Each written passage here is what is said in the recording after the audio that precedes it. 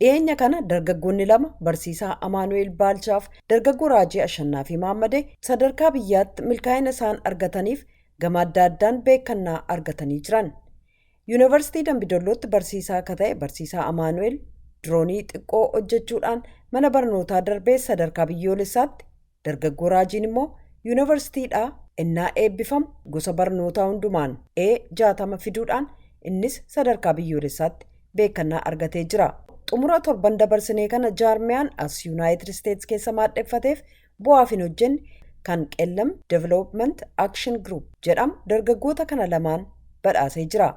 Garee Keedaag kan biyya keessaaf itti gaafatamaa kan ta'an obbo Tolosaa Daaqaa afooshaalee dhalattoota Qellam walitti dhufuudhaan kanneen biyya alaatiifis kaka'umsa ta'uudhaan jaarmiyaan Keedaag hundaa'ee ijoollee kana haamlee jajjabeessuuf badhaasi akkasii akka kennamuuf deeggarsa ta'eef jaarmiyaa kana galateeffatanii kanneen biroonis akkasuma fakkeenya kana hordofuudhaan naannoo isaanii akka gargaaran waamicha dabarsaniiru.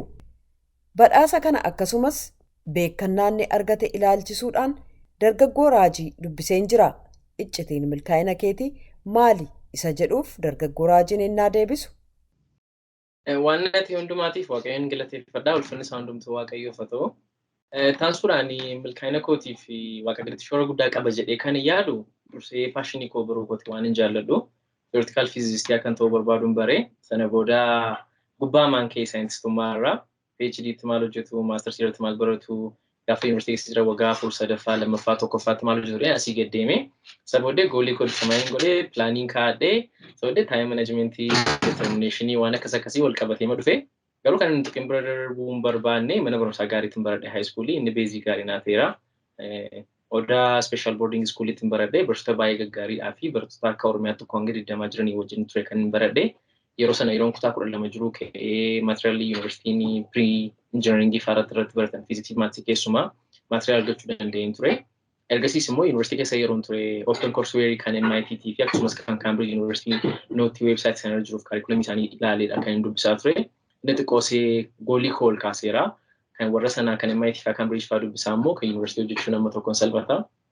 Adeemsi dheeraan fuula isaa dura jiraachuu kan dubbatu dargaggoo Raajiin gara fuula duraatti kaayyoof akeekisaa dhaloota isa booddeedhaan dhufaa jiruuf ergaan qabu yoo jiraate gaafadheera.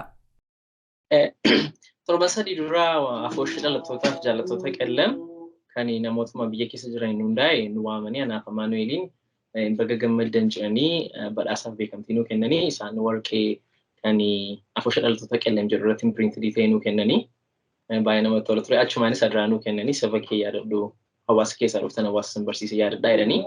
Sana booda immoo deebi'anii dhalattoonni Qellam warri biyya hambaa jiraatan walitti dhufuudhaan nuyi ijoollee kana waa jechuu ni barbaanna, jira jechuu ni barbaanna. Akka nuyi waa'ee Qellamiif yaadaa irraa baranii isaaniif gara fuulduraatti jiraataa jedhanii qarshii 150 lachan keenya badhaasa. Aannan fi kooti personally kan inni karooran gara fuulduraatti qabu theoretical physics ta'uudha. Amma waggaa dhufu Italy deemee ICTP theoretical physics program theoretical physics kan baradhu achiin boodas waggaa 5 PhD koo kan inni hordofu MIT Center for Theoretical Physics isaaniittidha. Personally kanadha. Kanaan immoo deebi'ee hawaasa koo tajaajiluu hin danda'u directly jechuudha. Waan bu'aa buusuu hin qabu. Kan inni gochuu danda'u barsiisuudhaan. Kanaaf illee waggaa 10 dhuftu keessatti kan inni taa'ee yaadu Waldaa Misooma Oromiyaa Yuunivarsiitii Saayinsii fi Teknooloojii addaa banuuf yaadaa jiran. Achi keessatti program theoretical physics jalqabee curriculum physics design gochuurraa kee hojjechuun barbaada. Kan inni achi filadhee fi theoretical physics akkasitti kallattiidhaan waan hawaasa fayyadu qabu. Itoophiyaan immoo ganaa biyya guddachaa jirtudha. Risoorsii kanaaf allocate gochuun itti ulfaata. Kanaafuu yuunivarsiitiin kana gochuu danda'a yaadu yuunivarsiitii addaa dhaabbata akkasii yoo bananidha. Kanaanis immoo yuunivarsiitii Dambidollootii fi yuunivarsiitii Saayinsii fi Teknooloojii Adaamaattis fiiziksii barsiisuu nan barbaadan. Booddee theoretical physics ta'e jechuudha.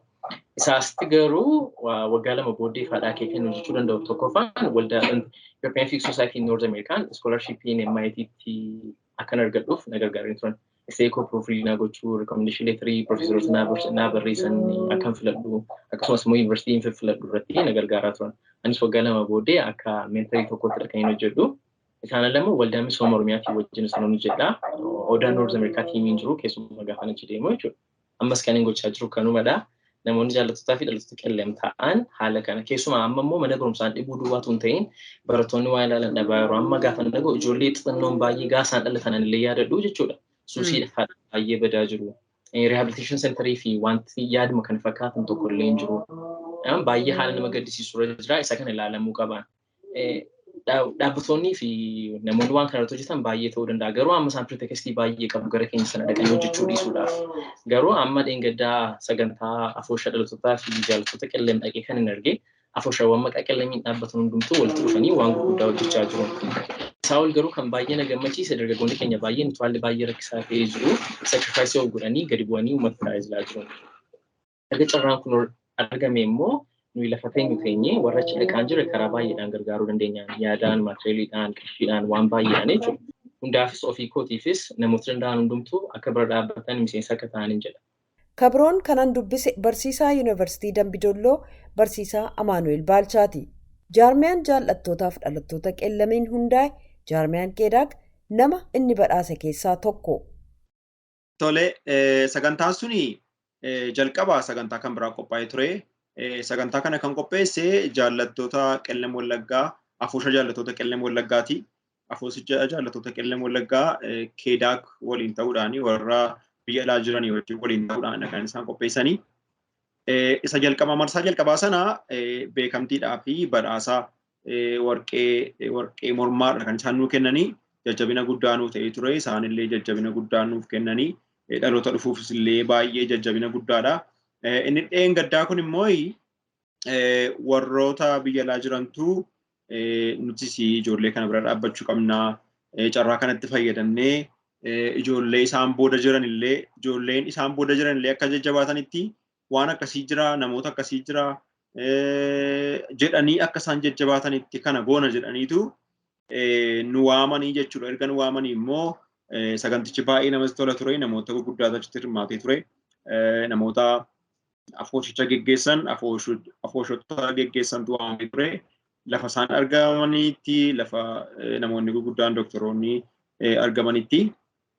Wanti sun ta'eera jechuudha. Jalqabaa dhaqnee erga dhaqnee booda waa'ee afooshichaa isaanii, waa'ee afoosha Qeedaaqiinaa isaanii isa booda carraa haasaa nuu kennanii nuti carraa haasaa argannee haasofnee isa booda badhaasa sana nu badhaasanii isa booda jajjabinaas namoota yaada namootarraas fudhataniitu akka haala kanaan xumuramee jechuudha. Maal ture badhaasis hin badhaafamtan? Badhaasi nuti badhaafamnee qarshii baay'ee guddaa ture. Qarshii 1,150 ture. Egaa dhugaadha baay'ee gammanneerra, baay'ee nutti toleera. Waadaadha kuni qarshichallee utuu hin taane waadaan nutti kenname suni qarshii sana gararraadha. Qarshii sanaan hin tilmaamamu. Fakkeenyaaf ammanii akkan dur jiraadhu ittiin jiraadhu kana booddee yaada koo keessa jira. Laphee koo madeesseera, keessa koo madeesseera jechuudha.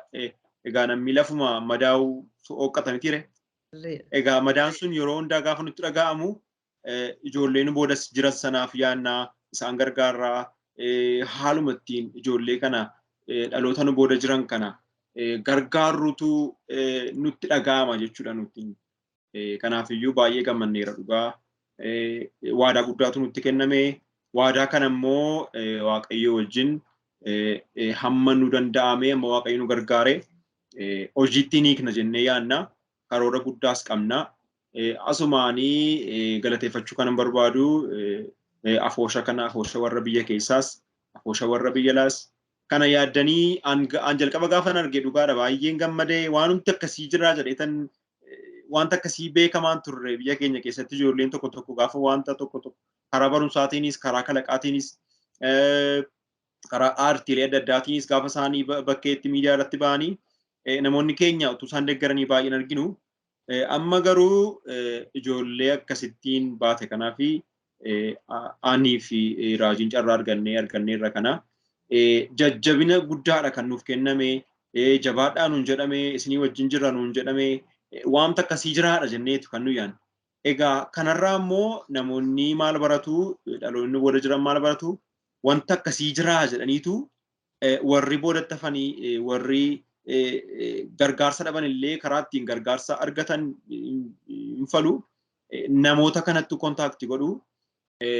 Nutillee immoo isaan gargaaruuf jajjabaannaa jechuudha.